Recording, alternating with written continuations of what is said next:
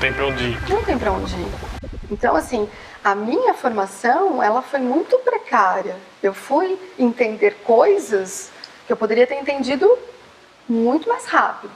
Eu entendi muito depois porque eu demorei para encontrar a pessoa para me falar isso. Então, assim, é claro que existem diferenças de você fazer uma faculdade, não que o artista ele tenha que fazer uma faculdade para ser artista, não. Às vezes você pode aprender muito dentro dos grupos que você passa, os professores que você tem, em cursos que você faz, acontece. Mas é importante que tenha uma formação. Assim, você vai aprender isso, depois você vai aprender isso, você vai ter pelo menos a referência disso. A gente tem que sair daqui para fazer essa formação. Por falar nisso, a gente estava falando antes da gravação sobre política cultural, né, agora com o prefeito Isaías. Queria saber o que você espera da política cultural dele, qual é a sua expectativa para esse projeto da cidade, como agora o prefeito novo. Então, bom, eu espero muitas coisas. Muitas coisas. Primeiro, eu espero que não seja mexido o que a gente conquistou até aqui, né? A LIC, por exemplo, a LIC é bastante importante para a gente. E a gente é muito feliz assim, com essa possibilidade que ela nos dá. Então, por favor, isso é uma coisa que a gente só tem que aumentar. Agora, eu acho que a política cultural ela é muito mais ampla do que a LIC. Ela precisa ter muitas outras ações, né? Não só no teatro, mas com várias outras linguagens, que a gente também falou que Jacareí tem muita gente legal, muito artista bom, que a gente tem que aproveitar, a gente tem que, enfim, criar uma relação entre os artistas, que eles possam criar suas produções aqui dentro da cidade, entendeu? Apresentar para a cidade e poder sair daqui com as suas produções. E outra questão super importante é a relação com a formação, né, do artista, assim. A gente está muito perto de São Paulo, a gente está muito perto do Rio, a gente está num lugar muito legal, com artistas ótimos. Por que a gente não tem um curso profissionalizante ou um curso superior de artes? Que é uma coisa até simples de se organizar, executar em qualquer cidade. Um negócio que não é muito difícil, né? Pois é. Eu acho que para uma prefeitura talvez não seja mesmo. Então, assim, assim, a gente não tem na região. Então, se Jacareí tivesse, seria incrível. Jacareí ia virar um polo de artistas aqui, porque não tem por aqui. A pessoa que quer fazer uma faculdade ou um curso profissionalizante, ela tem que ir para São Paulo. Então, assim, como é que você faz para manter o artista na sua cidade? Entende? São Paulo está saturado, São Paulo não aguenta mais artista, não é tanto artista, é muita gente, é todo muita mundo artista. vai pra São Paulo. Exatamente. Então, assim, e hoje está acontecendo um movimento de volta, né? Assim, as pessoas estão indo para o interior para poder fazer teatro, porque está insuportável, né? Tudo, não só a qualidade de vida, mas dinheiro, espaço de trabalho, enfim. Então, quais são as políticas que a prefeitura pode fazer que abarque esses artistas que moram na cidade, que trabalham, que produzem na cidade, e como a gente pode dar uma formação continuada para quem se interessa em desenvolver a carreira artística? É isso, porque então, um dos braços é a formação de plateia, de novas plateias. As pessoas têm que se acostumar a frequentar, né, o teatro. Exatamente. Entende? Como é que o artista vai produzir e apresentar na cidade sem plateia? Quer dizer, você entende que é uma coisa em conjunto, é um trabalho em conjunto. Enquanto a gente produz, a gente cria público, cria novas plateias. Você acha então que se tivesse um curso profissionalizante, resolveria boa parte dos problemas aqui? Resolveria alguns problemas. Resolveria alguns problemas. Porque é isso também. O artista formado precisa ter um campo de trabalho. um mercado de trabalho, né, a gente pode dizer. Apesar que os artistas, falar em mercado, os artistas... Mas é um mercado de trabalho, porque, onde é que eu vou apresentar? Para quem que eu vou apresentar? Quem se interessa? Não adianta nada ter o teatro Ariano Suassuna se não tem uma plateia que é acostumada a ir. Perfeito, né? Perfeito. E assim, você vê que coisas que acontecem ali no Ariano Suassuna já começam a reverberar, né? Quer dizer, o público está se acostumando que tem um teatro ali, que tem peças, shows. Tem aquele espaço Carlos Guedes também, que fica no São João, acho, né? No Jardim das Indústrias. Das Indústrias também é um... Isso, que é um espaço independente, né? Importante e luta bravamente para se manter de pé ali, porque não é fácil de se manter ali. Nossa, não mesmo. A gente que tem o Teatro da Rua Elisa lá em São José, a gente sabe muito bem o que é ter que bancar um espaço independente, né? Enfim, você não consegue se sustentar porque você não pode cobrar super caro as coisas que você... Né, as coisas que você oferece no espaço, enfim, é super difícil mesmo. E é muito interessante que tenha um espaço independente em Jacareí, né? Assim... Sobre o tema de descentralizar ou não as propostas culturais, porque eu lembro que eu fiz uma reportagem para a TV Câmara, em que as pessoas falavam muito de levar para os bairros mais afastados, porque... os eventos aconteciam sempre no centro da cidade e o pessoal de longe não poderia ver. Como é que você vê isso? Então, vamos começar com uma pergunta assim, eu fico pensando, elaborar um pensamento aqui. Se tivesse evento no bairro, aquela pessoa iria no bairro dela, ela sai da casa dela para ir? Se sim, ótimo, né? Porque a gente já está conseguindo tirar as pessoas de casa para assistir teatro no bairro dela. Se não, a gente precisa construir esse hábito dela frequentar um espaço artístico. É claro que seria interessante ter espaços artísticos pela cidade, em bairros distantes, casas de cultura. Porém, esses lugares... tem que funcionar. Bem, entende? Não adianta você ter uma casa de cultura lá num bairro super distante que não tenha programação, que não tenha... Que fique jogado lá. Exatamente. Ou que seja uma estrutura muito precária, que o artista vai lá apresentar a peça dele, mas não tem luz, não tem blackout, não tem equipamento de som. Então, assim, é claro que a iniciativa de criar espaços de arte em bairros distantes é ótima, porque é isso. Eu vou acostumando aquela pessoa que tem uma programação ali de qualidade que ela possa frequentar, né? Tipo, o que eu vou fazer hoje, sábado à noite? Eu vou no teatro. Olha que legal. Mas primeiro que eu acho que esse hábito de frequentar o teatro...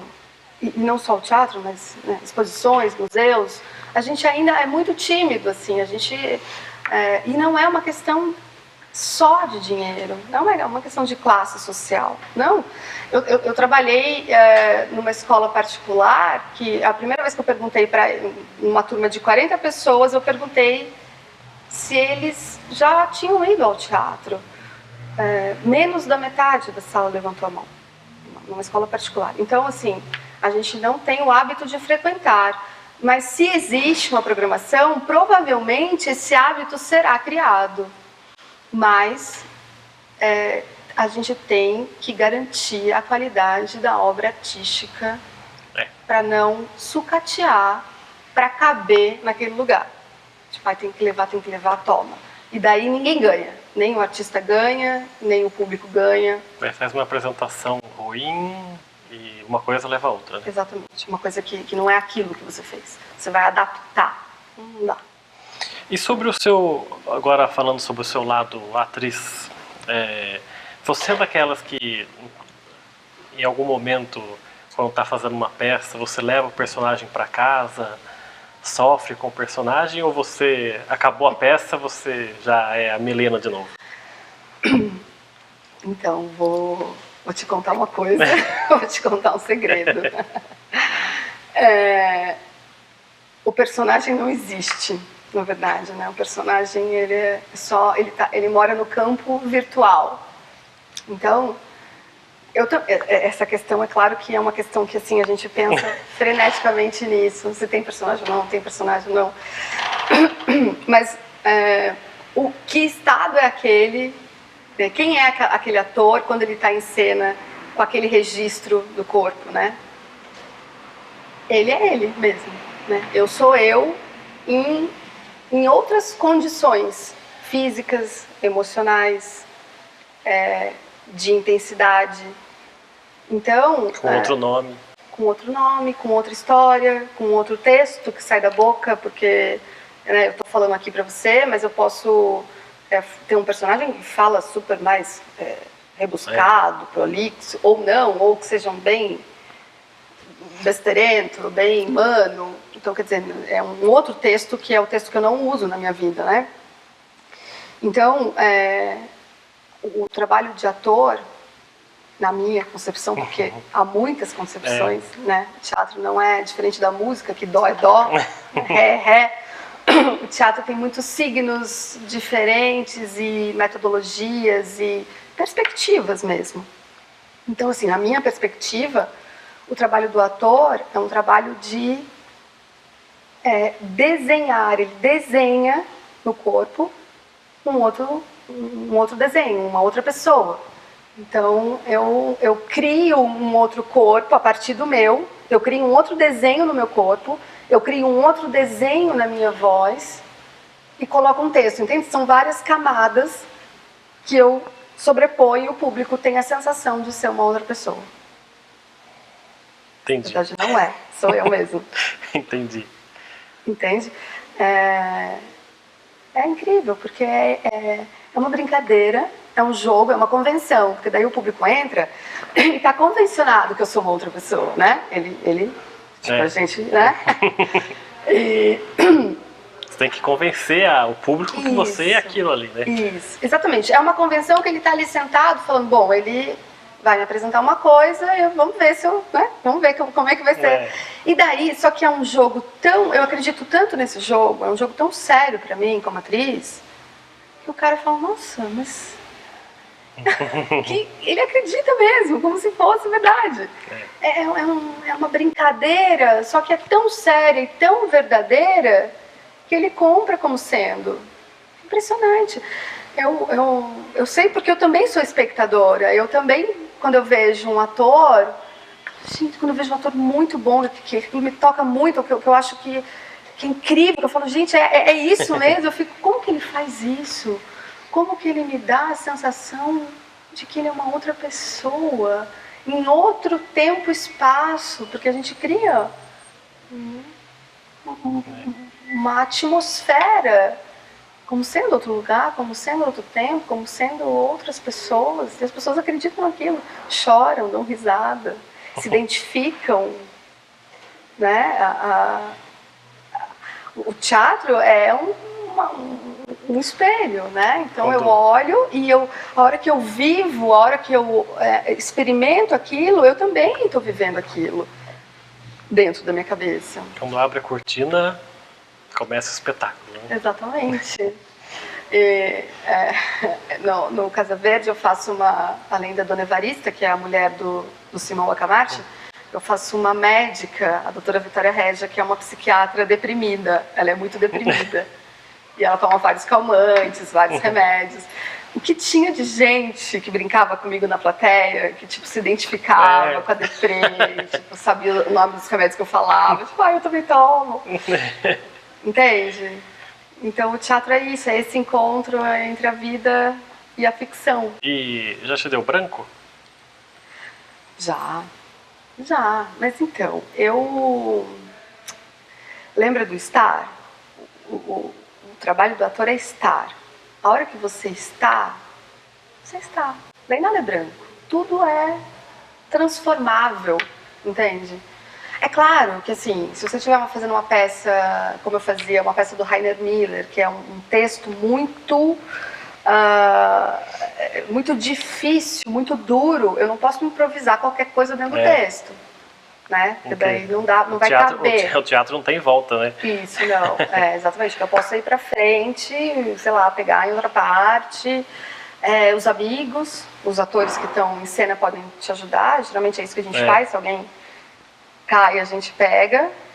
Agora eu faço um solo também. O solo é mais Porque você aterrorizante. não pode ter nenhum deslize, né? Porque ali, a hora que eu começo, eu falo, bom, só vou terminar daqui a 40 minutos. É uma viagem de 40 minutos. Porque assim, um segundo de perda de concentração e já acaba tudo, né? Então, é isso. Porque, por exemplo, a gente pode fazer alguns serviços, alguns trabalhos fora do corpo, que a gente diz, né? Sei lá, você está fazendo uma coisa muito burocrática, você vai, seu pensamento vai passear e você fica ali fazendo. Teatro não. Teatro você tem que estar no corpo. De verdade. Não dá pra você... A gente viaja às vezes, né? Você tá lá fazendo a cena pensando... Isso é automático, de vez em quando. Às vezes você... E daí tem uma amiga minha que estava fazendo uma peça, ela sempre conta essa história dela, olha pro pé na peça e fala, nossa, na cabeça, nossa, eu preciso fazer o meu pé. E falando o texto e pensando em que ela tem que fazer o pé. Acontece, mas é o exercício de estar ali no momento presente. Então, se você está no momento presente, você consegue contornar tudo. Nada é incontornável, entende? Sei lá, engasgou... Nada é definitivo, né? Nada, não tem. Então, né? Então, esse também é o meu teatro que eu entendo. É claro que você, sei lá, de repente eu trabalhei com um diretor que tudo era milimetricamente marcado e não podia sair daquilo. Você sofre mais quando é diretor assim? Eu aprendi muito com ele. Hoje é impressionante, assim, como eu tenho noção de tempo. De minutos, de segundos, eu sei o que é 3 minutos por causa dele. Eu aprendi bastante, mas então, hoje, o teatro que eu faço, primeiro que tem muito a ver comigo. É difícil um diretor pegar toda a concepção do espetáculo e me colocar lá dentro. Não, eu vou ter que trabalhar junto com ele nessa criação. E foi nesse trabalho solo que eu aprendi isso, né? O ator criador, é o ator que cria, ele não é mais dirigido, não, ele é autônomo, ele cria junto. Não é o diretor que vai falar para ele, faça isso ou faça aquilo, não. Ele vai chegar para o diretor e falar, olha o que eu fiz isso, fiz aquilo. É preciso ter um diretor porque estar dentro e estar fora são coisas completamente diferentes. Então tem que ter alguém de fora olhando para você. Mas você que está dentro, você é o dono daquele trabalho. Não tem como as pessoas te falam. Não, aquele gesto, aquele movimento, aquela ação tem que ser criado a partir de você. E então, para a gente encerrar essa nossa conversa aqui, eu queria perguntar sobre as suas referências. Você tem autores de teatro que você mais admira, ou então atores e atrizes? O que você pode falar sobre as suas referências? Eu vou falar então... São muitas referências, né? Mas eu vou falar de algumas que... Então, assim, para o meu trabalho de professora, junto com a atriz, mas quando eu comecei a dar aula, eu estudei muito a Viola Spolin, que é uma professora americana que todo mundo que dá aula de teatro vai lá beber da viola, porque a viola realmente criou uma metodologia bem eficaz. Então...